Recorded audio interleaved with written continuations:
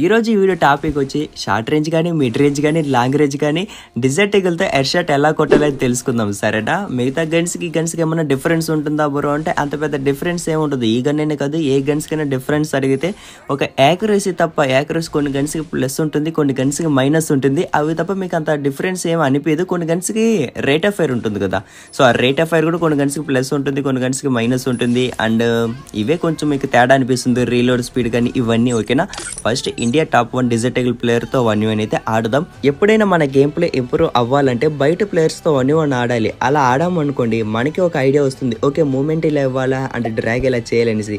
మన ఫ్రెండ్స్తో ఆడామనుకోండి ఆ మ్యాచ్ అంతా ఫన్ ఉంటుంది కానీ సో మన అది సీరియస్గా ఆడాం. బయట ప్లేయర్స్తో ఆడేటప్పుడు 1 రౌండ్ డిఫీట్ అయ్యామనుకోండి ఆటోమేటిక్గా సీరియస్గానే ఆడేస్తాం సరేనా. ఒకవేళ ఇప్పుడు నాకు డిజర్ట్ ఈగల్తో మంచి గేమ్ ప్లే లేదా అంటే ఉంది, సో నేను అదే పనిగా డిజర్ట్ ఈగల్ అయితే ఆడను కదా. డిజర్ట్ ఈగల్తో పాటు ఎమర్సన్, వుడ్ పికర్ ఈ గన్స్ కూడా ఎత్తుకొని ఆడతాను కదా. ఎప్పుడైతే మనం వాంటెడ్గా అదే గన్ ఎత్తి ఆడామనుకోండి స్టార్టింగ్లో బాగానే పడుతుంది, మళ్ళీ హెడ్ షాట్స్ పడడం తగ్గిపోతుంది. ఎందుకంటే సో మనం వాంటెడ్గా అదే గన్ ఎత్తామనుకోండి పక్కా దాంట్లో ఇంకా ప్రాక్టీస్ అవ్వాల్సిందే. స్టార్టింగ్లో బాగా పడుతుంది, ఏదైనా సరే అన్ఎక్స్పెక్టెడ్గా జరిగితేనే బాగుంటుంది. ఓకేనా, వాంటెడ్గా అదే పనిగా జరిగింది అనుకోండి మనకి అంత మజా ఉండదు. సో ఇది కూడా అంతేనమాట. ఇంకా గేమ్ ప్లే కామెంటరీకి వెళ్ళిపోదామా. నేనైతే 2 రౌండ్స్ కొట్టాను అండ్ బ్రో అయితే 1 రౌండ్ కొట్టాడు. ఏ గన్ అయినా సరే మీరు 2-3 రౌండ్స్ ఆడారు అనుకోండి మీకు ఆటోమేటిక్గా అలవాటు అయిపోతుంది. అలవాటు అంటే ఫామ్ వచ్చేస్తుంది. ఓకేనా, ఆ ఫామ్లో మీరు ఆడేస్తారు. సో ఇక్కడ చూసినట్టయితే నాకు కూడా ఏం పెద్ద డిఫరెన్స్ అనిపించలేదు మిగతా గన్స్ కానీ ఏ గన్ అయినా సరే. సో డిఫరెన్స్ పెద్దగా ఉండదు. ఈ రేట్ ఆఫ్ ఫైర్స్ ఇవి ఉంటాయి కదా, ఇవే కొంచెం డిఫరెన్స్ వస్తుంది. ఇప్పుడు డిజర్ట్ ఈగల్ నుంచి బుల్లెట్స్ ఫాస్ట్గా రాదు మిగతా గన్స్ లాగా, అంటే యూఎంపీ లాగా MP40 లాగా ఫాస్ట్గా రాదు కదా. కొంచెం యాక్యురసీ అయితే పర్ఫెక్ట్గా ఉంటుంది.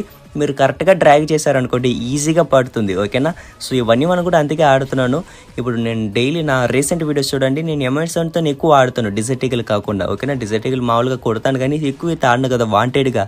సో అదే చెప్తున్నా, సో ఎమర్సన్తో ఎక్కువ ఆడతాను కాబట్టి సో ఇక్కడ కొన్ని మిస్ అవుతున్నాయి, నాకు డ్రాగ్ చేస్తున్నా కానీ మిస్ అవుతున్నాయి. చూసారా, ఇక్కడ కూడా మిస్ అయింది. ఎనిమిది స్ట్రైట్గా వచ్చాడు కానీ నేను పర్ఫెక్ట్గా డ్రాగ్ చేశాను, మిస్ అయింది. సో ఎందుకు అంటే మామూలుగా ఎమర్సన్తో డ్రాగ్ చేసి అంటే ఓవర్ డ్రాగ్ చేస్తాను. ఎమర్సన్తో ఎక్కువ షార్ట్ రేంజ్ ఫైట్ తీస్తాను కాబట్టి ఓవర్ డ్రాగ్ చేస్తాను.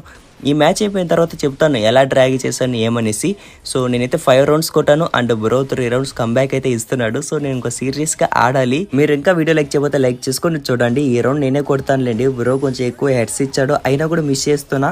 ఓకే, నేను బోయ కొట్టాలంటే ఇంకో ఓన్లీ 1 రౌండ్ కొడితే అయిపోతుంది. బ్రో కొట్టాలంటే ఇంకా చాలా కంబ్యాక్ ఇవ్వాలి. ఈ రౌండ్ జోన్లోనే అయిపోయింది. బ్రో కొంచెం సీరియస్గా ఆడుతున్నాడు, గ్లోవ్స్ ఎక్కువ పెట్టి ఆడిస్తున్నాడు. ఈ రౌండ్ కూడా జోన్లోనే అయిపోయేలా ఉంది, ఇది కూడా జోన్లోనే అయిపోయింది. ఇంకా ఓన్లీ 1 రౌండ్ కొడితే అయిపోతుంది కానీ కొంచెం నర్వస్ ఫీల్ అవుతున్నా. ఛార్జింగ్ ఓన్లీ 2% ఉంది, ఛార్జింగ్ పెట్టి ఆడుతున్నా. ఎప్పుడు స్విచ్ ఆఫ్ అయిపోతుందో నాకు కూడా తెలియదు. సో ఈ రౌండ్ కొడితే అయిపోతుంది. ఈ రౌండ్లో నేను ముగిచ్చేస్తానులేండి పక్కా. ఒక సబ్స్క్రైబర్ కామెంట్ చేశాడు, గేమ్ ఆడేటప్పుడు ఫైర్ బటన్ ఒపాసిటీ పెంచాడు బ్రో, మాకు కూడా కనపడుతుంది ఎలా డ్రాగ్ చేస్తున్నావు అనేసి. ఇప్పుడు కూడా మర్చిపోయాను. ఇంక మీద నెక్స్ట్ వీడియోల నుంచి పక్కా ఫైర్ బటన్ ఒపాసిటీ ఫుల్గా పెట్టి ఆడుతాను. ఓకేనా, సో ఫస్ట్ ట్రైనింగ్ అయితే వద్దాం. ట్రైనింగ్లో డిజర్ట్ ఈగల్తో పాటు ఎమర్సన్, వుడ్ పికర్ కూడా కొంటాను. అండ్ ఈ రీఫిల్ గన్స్ ఉంటాయి కదా, desert eagle, SVD, SKS and AC80 ఈ గన్స్ ఎవరైతే బాగా పర్ఫెక్ట్గా వాడతారో డిజర్ట్ ఈగల్ కూడా ఈజీగా కనెక్ట్ అవుతుంది. ఆ గన్స్ మీకు పర్ఫెక్ట్గా వాడిని వస్తే ఏం పెద్ద డిఫరెన్స్ ఉండదు. ఇప్పుడు ఎమర్సన్ తీసుకుందాం, షార్ట్ రేంజ్లో వెళ్ళి ఆడాం అనుకోండి, లెఫ్ట్ సైడ్ వైట్ ఎయిమ్ పెట్టి రొటేషన్ ట్రాక్ కొడతాం కదా, అంటే డైరెక్ట్గా ఎయిమ్ పెట్టి డ్రాగ్ చేయకుండా లెఫ్ట్ సైడ్ వైట్ ఎయిమ్ పెట్టి సో మళ్ళీ రొటేషన్ ట్రాక్ కొడతాం. కొంచెం లాంగ్ వెళ్ళాం అనుకోండి రేంజ్ ఉంటుంది కదా, రేంజ్ లేని టైంలో మన దగ్గర డిజర్ట్ ఈగల్ ఉంటే డిజర్ట్ ఈగల్ తీసి కొడతాం. ఓకేనా, సో బాగా వినండి. ఫస్ట్ మీరు ఎయిమ్ని ఎలా కంట్రోల్ చేసుకోవాలని తెలుసుకోవాలి. ఓకేనా, ఎయిమ్ని ఎలా కంట్రోల్ చేయాలంటే ఈజీ. ఇక్కడ నాకు హెడ్ షాట్స్ పడుతుంది కానీ బాగా చూడండి, ఎయిమ్ పైకి మూవ్ కానంటుంది.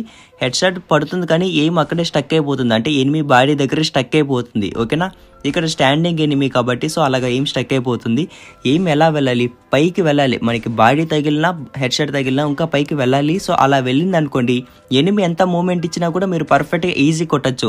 నేను చెబుతుంది రేకాయలు కాదు. రేకాయలు అంటే ఇప్పుడు మనం డ్రాగ్ చేసామనుకోండి ఏ బుల్లెట్ తగలకుండా అలాగే ఎనిమి పైకి వెళ్ళిపోతుంది. ఓకేనా, అదే రేకాయలు అంటారు. ఇప్పుడు ఎనిమి షార్ట్ రేంజ్లో ఉంటే ఏం చేస్తాం, వైట్ ఎయిమ్ పెట్టి డ్రాగ్ చేస్తాం. ఎనిమికి లెఫ్ట్ సైడ్ వైట్ ఎయిమ్ పెట్టి రొటేషన్ డ్రాగ్ కొడతాం, అప్పుడు కనెక్ట్ అవుతుంది. కానీ ఎప్పుడైతే మనం లాంగ్కి వెళ్తామో లాంగ్లో ఉన్నప్పుడు మనం వైట్ ఎయిమ్ పెట్టి కొట్టామనుకోండి కనెక్ట్ కాదు, అలాగే రొటేషన్ డ్రాగ్ కొట్టినా కూడా కనెక్ట్ కాదు. ఓకేనా, సో ఫస్ట్ మీరు ఎనిమి మీద డైరెక్ట్గా ఎయిమ్ లాక్ చేయండి. ఎయిమ్ లాక్ చేసిన తర్వాత స్ట్రైట్ డ్రాగ్ కొట్టండి ఎనిమి పొజిషన్ బట్టి. అలాగే స్మూత్గా డ్రాగ్ చేయాలి. స్మూత్గా అంటే నాకు ఇక్కడ ఒక వైట్ లైన్ ఉంది కదా, నేను అక్కడ వరకే డ్రాగ్ చేస్తాను. దానికి మించి ఎక్కువ డ్రాగ్ చేయను, ఓవర్ డ్రాగ్ అవుతుంది. దానికి మించి ఎక్కువ చేస్తే సో రేకాయలు అవుతుంది. సో స్మూత్గా డ్రాగ్ చేయండి ఎప్పుడైతే లాంగ్లో ఉంటారో. షార్ట్ రేంజ్లో ఉన్నప్పుడు ఓవర్ డ్రాగ్ చేయొచ్చు. ఓవర్ డ్రాగ్ అంటే ఏం పెద్ద కష్టమే కాదు, స్మూత్గా డ్రాగ్ చేస్తారు కదా, స్మూత్గా డ్రాగ్ చేయకుండా ఇంకా పైకి లేపండి అంతే. ఫైర్ బటన్ పట్టుకొని ఫైర్ బటన్ హోల్డ్ చేస్తూ ఇంకా ఓవర్ డ్రాగ్ చేయండి, ఓకేనా. షార్ట్ రేంజ్లో అప్పుడు బాగా పడుతుంది. ఎప్పుడైతే లాంగ్ రేంజ్లో ఉంటారో అప్పుడు మీరు స్మూత్గా డ్రాగ్ చేశారనుకోండి ఈజీగా పడుతుంది. సో అందుకే చెప్పాను, ఎవరైతే రీఫిల్స్ బాగా వాడతారో డిజర్ట్ ఈగల్ ఆటోమేటిక్గా వచ్చేస్తుంది. రీఫిల్స్లో మనకి లాంగ్ రేంజ్ ఉన్నప్పుడు, ఓకేనా, షార్ట్ రేంజ్ కాదు, లాంగ్ రేంజ్ ఉన్నప్పుడు ఈజీగా కనెక్ట్ అవుతుంది. ఎంత ఈజీ అంటే మీరు ఎనిమి మీద పర్ఫెక్ట్గా ఏం పెట్టి అలా డ్రాగ్ చేశారనుకోండి ఈజీగా కనెక్ట్ అవుతుంది. సో డిజర్ట్ ఈగల్ కూడా అంతే. సో లాంగ్లో ఉన్నప్పుడు స్మూత్గా డ్రాగ్ చేయండి, ఎనిమి పొజిషన్ బట్టి కరెక్ట్గా చూసి డ్రాగ్ చేయండి, ఆటోమేటిక్గా మంచిగా కనెక్ట్ అవుతుంది, సరేనా. అలాగే మీరు షార్ట్ రేంజ్కి వెళ్ళారనుకోండి, షార్ట్ రేంజ్కి వెళ్తే మీరు చెప్పాల్సిన పని లేదు, ఓవర్ డ్రాగ్ చేయండి, ఎనిమి పొజిషన్ బట్టి రొటేషన్ డ్రాగ్ వైట్ ఏం పెట్టి ఇలాగ పర్ఫెక్ట్గా డ్రాగ్ చేయండి, ఆటోమేటిక్గా కనెక్ట్ అవుతుంది, సరేనా. ఇప్పుడు ఎయిమ్ని ఎలా కంట్రోల్ చేయాలని తెలుసుకుందాం, బాగా వినండి. ఇప్పుడు నేను ఈ వెపన్ స్విచ్ ఇవి ఉన్నాయి కదా, దీన్ని ఆఫ్ చేసుకుంటున్నా. అంటే మీకు లెఫ్ట్ సైడ్ ఒక వెపన్ సింబల్ ఇవన్నీ కనపడింది కదా, ఎందుకు ఇప్పుడు కనిపించలేదు అవి. ఇప్పుడు నా ఎయిమ్ని బాగా చూడండి, నేను ఇక్కడ డ్రాగ్ చేస్తున్నా, బాడీ హెడ్ షాట్ ఏదో ఒకటి తగులుతుంది కానీ నా ఎయిమ్ ఇక్కడే స్టక్ అయిపోతుంది, ఫ్రీగా మూవ్ అవ్వట్లేదు. ఎప్పుడైతే ఎనిమి మూవ్మెంట్ ఇచ్చి ఆడతాడో అప్పుడు ఇలాగ డ్రాగ్ చేసామనుకోండి అసలు 0% ఛాన్సెస్ ఉంటాయి మీకు పడడానికి, అసలు పడదు నన్ను అడిగితే, ఓకేనా. ఏం ఫ్రీగా మూవ్ అవ్వాలంటే కంట్రోల్స్కి రండి, క్విక్ రీలోడ్ ఆన్ చేసుకోండి. లెఫ్ట్ సైడ్ పెట్టుకున్నాను, లెఫ్ట్ సైడ్ ఎందుకు పెట్టుకున్నాను అంటే రీలోడ్ బటన్ ఎందుకు వాడుతున్నా అండ్ వెపన్ స్విచ్ కూడా ఉంది కదా, వెపన్ స్విచ్ కూడా ఆన్ చేసుకున్నాను, అది కూడా లెఫ్ట్ సైడే పెట్టుకోండి. నేను 3 ఫింగర్ కాబట్టి పైన పెట్టుకుంటున్నా, ఓకే. ఇప్పుడు ఆ 2 పెట్టుకున్నాను, ఆ 2 ఎందుకు, ఒకటి సరిపోతుంది కదా. అంటే ఇప్పుడు నా దగ్గర ప్రస్తుతానికి M10 కూడా ఉంది నా దగ్గర, ఓకే. సో ఇప్పుడు నా దగ్గర M10 ఉంది. ఇప్పుడు ఎప్పుడైతే నేను ఫాస్ట్గా డ్రాగ్ చేస్తానో బుల్లెట్ బయటికి వెళ్ళిన వెంటనే ఆ రీలోడ్ బటన్ కొట్టాను. ఆ రీలోడ్ బటన్ కొట్టిన తర్వాత రైట్ సైడ్ ఉన్న నార్మల్ రీలోడ్ కాకుండా ఈ బటన్ కొట్టాను. నా ఏం చూడండి ఫ్రీగా మూవ్ అవుతుందా లేదా, హెడ్ షాట్ తగిలిన తర్వాత కూడా ఫ్రీగా మూవ్ అవుతుంది. కానీ ఇప్పుడు రీలోడ్ బటన్ దీనికి వాడను, ఎందుకంటే M10 స్లోగా రీలోడ్ అవుతుంది, ఆ టైంలో మనల్ని ఎనిమి ఈజీగా కొట్టేస్తాడు. సో అందుకే నేను ఇప్పుడు వెపన్ స్విచ్ ఆడుతున్నా, ఎందుకంటే నా దగ్గర 2 గన్స్ ఉన్నాయి కదా, వెపన్ స్విచ్ చేసి ఆడుతున్నా. ఇప్పుడు అర్థమైందా వెపన్ స్విచ్ ఏ టైంకి ఎలా చేయాలి అనేసి. గన్స్ ఫాస్ట్గా రీలోడ్ అయితేనే మనం రీలోడ్ బటన్ వాడాలి. సో అది ఏ గన్కి వాడాలి మీకే ఒక ఐడియా వస్తుంది. ఇప్పుడు డిజర్ట్ ఈగల్ ఫాస్ట్గా రీలోడ్ అవుతుంది, మీరు బాగా చూడండి. సో అందుకే నేను డ్రాగ్ చేసిన తర్వాత ఆ రీలోడ్ బటన్ వాడతాను. సో నాకు రేకాయలు కాకుండా ఫ్రీగా ఏం మూవ్ అవుతూ ఈజీగా కనెక్ట్ అవుతుంది. అంటే డిజర్ట్ ఈగల్ రీలోడ్ ఫాస్ట్గా అవుతుంది కాబట్టి దానికి నేను రీలోడ్ బటన్ వాడుతున్నా. అలాగే ఎమౌంట్ సౌండ్ కూడా, ఓకేనా. ఇప్పుడు డిజర్ట్ ఈగల్కి సెన్సిటివిటీ చెప్పవా బ్రో అంటే సెన్సిటివిటీ చెప్పవచ్చు, కానీ మీరు అన్ని గన్స్ వాడతారు కదా, ఓన్లీ ఫర్ డిజర్ట్ ఈగల్ అని చెప్పను. సో మెయిన్గా ఈ రెడ్ డాట్ని పట్టించుకోకండి.